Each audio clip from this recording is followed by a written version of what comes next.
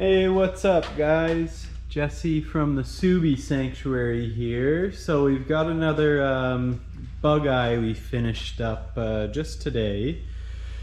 So again with this guy, pretty typical. It was quarters and rockers and a couple other body panels. So we did all the work and all the paint. We added in the tail lights, the bumper, we painted those. The spoiler was an addition.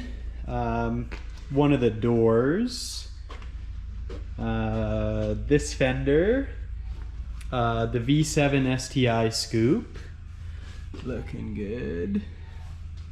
And then to match all the rest of the car that we didn't paint, we did a nice polish, so it actually is probably the best paint match I've seen yet, and the luster is just bang on. We painted this driver door, so that was a donor door, and then 3 of the doors were left as is. Yeah, it turned out really cool, but I figured I'd give a little walk around vid. I'll see if I can add in the pictures I took on my phone of the work we did to this. So it was some of the passenger inner rocker, the whole outer rocker, the quarter panel, a bunch of the wheel well, a bunch behind the bumper there. So that was all handcrafted. This quarter panel, this rocker, and then driver door, and I can't even tell anymore. I think it was a passenger fender, yeah.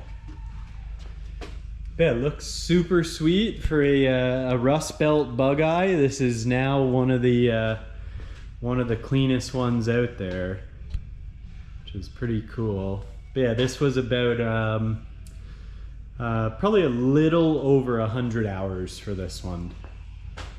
But looks good. We're happy, and the dude's on his way to get it, so hopefully he's digging it. And that's it.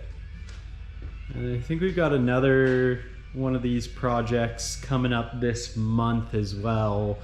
If it's a different color or a different chassis or something, we'll probably make a full video on it, but I didn't think you guys wanted to see the exact same car get the exact same work done.